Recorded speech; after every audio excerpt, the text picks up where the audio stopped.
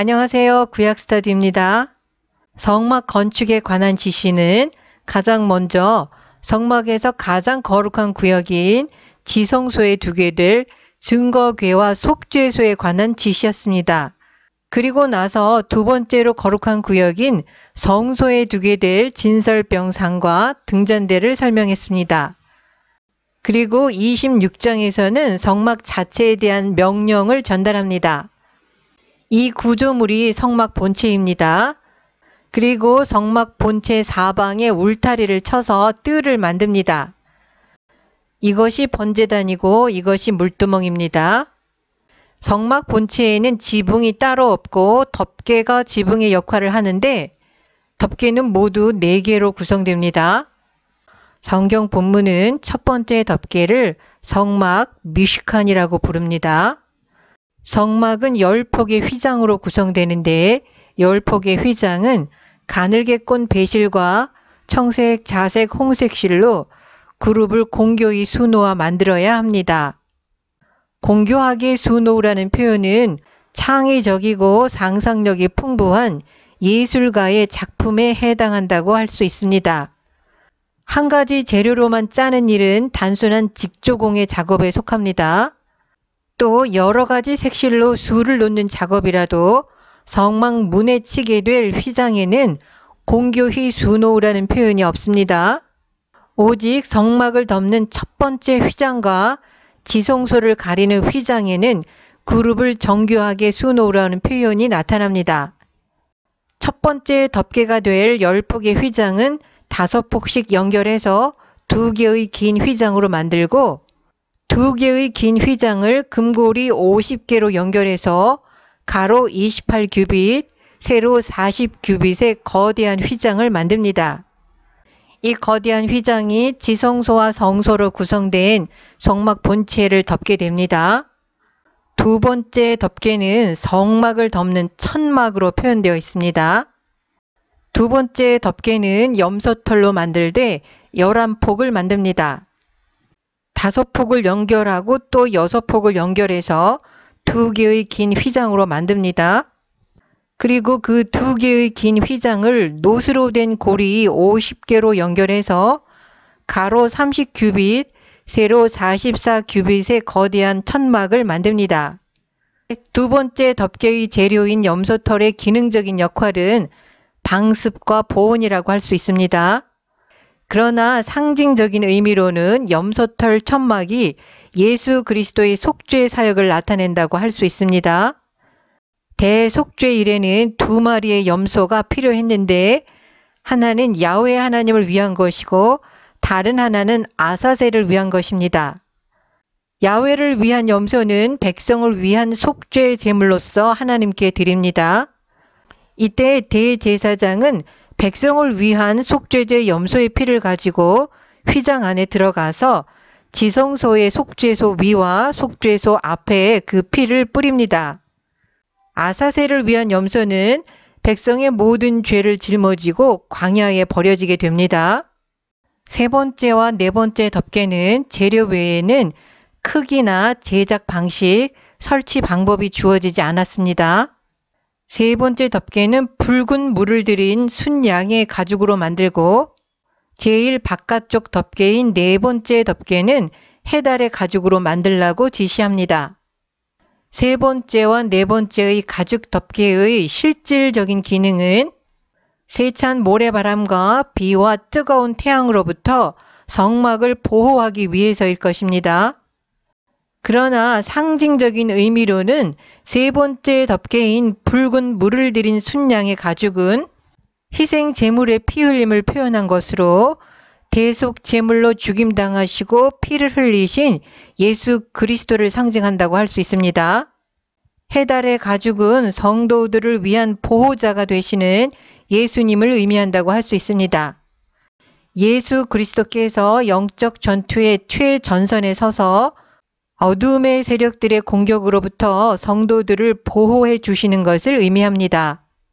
성막의 지붕 역할을 하는 덮개에 대한 지시 다음에 성막의 본체, 지성소와 성소의 벽면에 대한 지시를 전합니다. 성막 본체의 벽면은 조각목으로 널판들을 만들고 그 널판들을 금으로 싸고 그것들을 연결하여 벽면을 만들라고 지시합니다. 남쪽 벽면을 위해서 널판 20개, 북쪽 벽면을 위해서 널판 20개, 그리고 성막의 뒤 서쪽 벽면을 위하여는 널판 6개를 만들고 성막 뒤 모퉁이를 위해서 2개의 널판을 다시 만듭니다. 그래서 모두 48개의 널판을 만들어서 연결합니다. 이렇게 해서 만들어진 성막 본체의 구조물은 길이가 30규빗, 가로가 10규빗, 높이가 10규빗의 구조물이 됩니다. 뿐만 아니라 널판 1개에 2개의 촉을 만들어서 각각 2개의 은받침에 끼워 맞추라는 것입니다.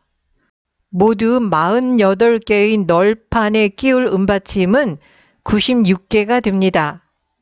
그런데 지성소와 성소를 구분하는 지성소의 휘장을 위해서도 4개의 기둥을 조각목으로 만들고 은받침 4개 위에 세워야 하기 때문에 성막 본체를 위하여 필요한 은받침은 모두 100개가 됩니다. 은받침 위에 세운 널판지들이 넘어지지 않도록 하기 위해서 한 가지 조치를 더 취하라고 명하십니다. 널판에 금 고리를 만들어 붙이고 거기에 나무로 만든 긴 띠, 가름대를 끼우라는 것입니다. 이 띠는 조각목으로 만들되 남쪽과 북쪽, 서쪽을 위해서 각각 5개씩 모두 15개를 만들어서 끼워야 합니다. 널판 48개, 널판을 끼워 세우는 은받침 100개, 널판들이 넘어지지 않도록 하는 띠 15개는 성막의 구조물을 견고하게 세우는 실질적인 기능을 하고 있습니다.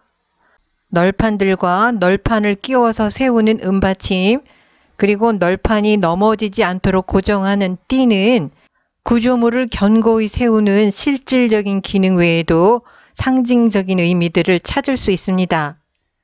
성막 미슈카는 하나님이 그의 백성들 가운데 거하실 성소를 말합니다. 이것을 한마디로 표현한다면 임마누엘, 즉 하나님이 우리와 함께 계시다입니다. 예수 그리스도는 우리와 함께 하시는 하나님, 즉 임마누엘이십니다. 따라서 성막은 우리와 함께 계시는 하나님이신 예수 그리스도를 예표합니다. 또한 예수님은 스스로를 성전이라고 말씀하셨습니다. 이 성전을 헐라 내가 사흘 동안에 일으키리라는 예수님의 말씀은 성전된 자기 육체를 가리켜 말씀하신 것입니다. 다시 말해서 예수님의 몸이 성전인데 유대인들이 성전이신 예수님을 죽이고자 했습니다. 성전이신 예수님이 십자가 위에서 죽으시고 장사된 지 사흘 만에 다시 살아나셨습니다. 대속적 죽음을 통해서 예수님은 그의 몸으로 새로운 성전을 지으신 것입니다. 부활하신 예수님은 성령의 임재 안에서 새로운 성전이 되십니다. 또한 사도 바울은 예수 그리스도를 모신 성도들의 몸이 하나님의 성전이라고 말합니다. 너희 몸은 너희가 하나님께로부터 받은 바 너희 가운데 계신 성령의 전인 줄을 알지 못하느냐. 나아가 바울은 성도들의 연합체에 보이지 않는 교회를 하나님의 성전이라고 말합니다. 그의 안에서 건물마다 서로 연결하여 주 안에서 성전이 되어가고 너희도 성령 안에서 하나님의 거하실 처소가 되기 위하여 예수 안에서 함께 지어져 가느니라.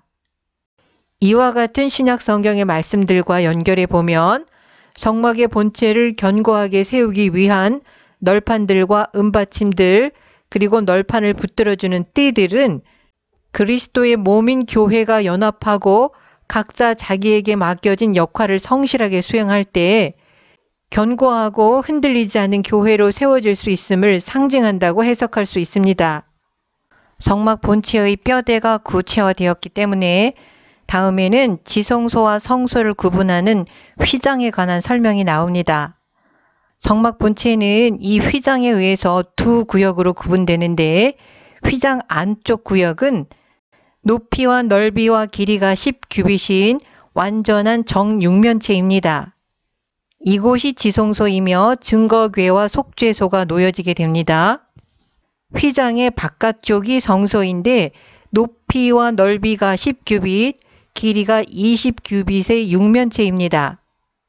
성소에는 진설병상과 등잔대 그리고 분향단이 놓이게 됩니다.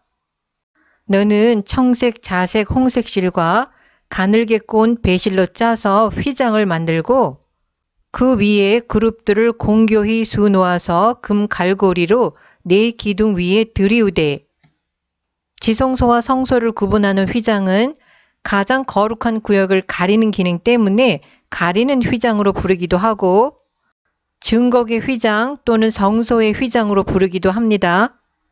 지성소를 가리는 휘장은 성막을 덮는 첫 번째 덮개와 동일한 천으로 만들었고 동일한 색깔로 디자인되었습니다. 지성소를 가리는 휘장에도 그룹들을 공교하게 수놓아 장식합니다. 증거궤와 속죄소를 다룬 영상에서 말씀드렸듯이 그룹들은 신성한 장소를 지키는 파수꾼의 역할과 하나님 보좌의 운반자 역할을 합니다.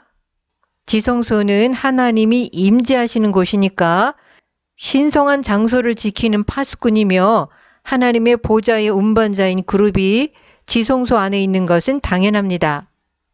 그렇다면 지성소를 가리는 휘장과 성막 본체를 덮는 첫 번째 휘장에 수놓아진 그룹들은 무엇을 상징하고 있을까요? 성막은 에덴 동산의 회복입니다. 그래서 성막과 에덴은 닮은 꼴입니다. 하나님께서 에덴 동산에 강림하셔서 아담과 대화하셨듯이 성막도 하나님께서 임재하시는 곳입니다. 에덴 동산에는 출입구가 동쪽에 있습니다. 마찬가지로 성막에도 출입구가 동쪽에 있습니다. 하나님은 아담과 하와를 에덴 동산에 두시고 동산을 섬기며 지키라는 임무를 맡기셨습니다. 히브리어 아바드는 섬기다라는 의미의 동사이고 샤마르는 지키다라는 의미의 동사인데 이 두 개의 히브리어는 민수기에서 레위 지파와 제사장들의 직무를 설명할 때 집중적으로 사용됩니다. 레위 지파와 제사장들에게 주어진 직무는 성막 안팎에서 하나님을 섬기며 외인들이 성막에 접근하지 못하도록 지키는 일입니다. 레위 지파 자손들은 성막 주위에 진을 치고 레위 지파 중 가장 중요한 직분자인 모세와 제사장들은 성막 앞 동편, 곧 회막 앞 해돋는 편에 진을 치고 외인이 가까이 하면 죽이라고 명하셨습니다. 성막 앞 동편은 성막의 유일한 출입구가 있는 곳입니다. 아담은 에덴 동산을 섬기고 지키라는 임무에 실패했습니다. 그래서 하나님은 그룹들에게 명하여 에덴 동산 동쪽 입구를 지키도록 하여 아담과 하와의 접근을 차단하셨습니다. 이 사건에 비추어 볼 때 성막을 그룹들이 지키고 있는 상징은 우리에게 여러 가지를 가르쳐 줍니다. 에덴 동산과 마찬가지로 성막의 성소와 지성소로 들어가는 출입구는 동쪽 문 하나밖에 없습니다. 이것은 하나님께로 나아가는 유일한 길을 보여줍니다. 하나님께서는 성막의 유일한 출입구인 동쪽 문이 있는 곳에 모세와 아론과 아론의 아들들이 진을 치게 하셨습니다. 에덴 동산에서 사람에게 사명을 주신 것처럼 회복된 에덴인 성막의 입구를 지키는 임무를 사람에게 맡기신 것입니다. 범죄한 인간에게 닫혀있던 에덴으로 들어가는 길이 열리고 있다는 뜻입니다. 즉 하나님께로 나아가는 길이 열리고 있습니다. 그러나 성막 안으로 들어가면 그렇지 않습니다. 성소에 들어가면 그룹들이 지키고 있습니다. 성소의 천정과 지성소의 휘장에 수놓은 그룹들, 속죄소 위의 그룹들이 그것을 상징하고 있습니다. 성막의 주인은 레위 지파가 지키고 있고 성막의 출입구인 동쪽 문 입구는 모세와 제사장들이 지키고 있지만 성막 안 성소와 지성소는 여전히 그룹들이 하나님께로 나아가는 길을 지키고 있습니다. 아직은 천사적 존재인 그룹이 더 거룩한 장소를 지키고 있는 것을 볼 수 있습니다.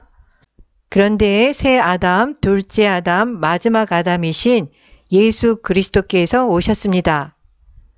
예수님은 첫사람 아담이 온 인류에게 가져온 죄의 문제를 해결하기 위해서 십자가에서 죽으셨습니다. 이때 놀라운 일이 일어납니다. 예수께서 다시 크게 소리 지르시고 영혼이 떠나시다. 이에 성소 휘장이 위로부터 아래까지 찢어져 둘이 되고, 휘장이 위에서 아래로 찢어졌다는 것은 하나님께서 찢으셨다는 것을 의미합니다. 이것은 예수 그리스도의 십자가의 대속의 죽음으로 인해서 하나님께로 나아가는 길이 열렸음을 상징합니다. 성소의 휘장은 성육신하신 예수님의 육체를 상징합니다. 그러므로 형제들아, 우리가 예수의 피를 힘입어 성소에 들어갈 담력을 얻었나니 그 길은 우리를 위하여 휘장 가운데로 열어놓으신 새롭고 산 길이요 휘장은 곧 저의 육체니라. 예수님의 대속의 죽음으로 인해서 에덴을 지키고 있던 장벽이 제거되어 영생을 얻게 하는 생명나무로 가는 길이 열렸습니다. 다시 말해서 예수님의 몸인 지성소를 가리는 휘장의 찢어짐을 통해 하나님과 사람 사이의 친밀한 교제의 길이 다시 열린 것입니다. 오늘 영상은 여기서 마치겠습니다. 시청해 주셔서 감사합니다.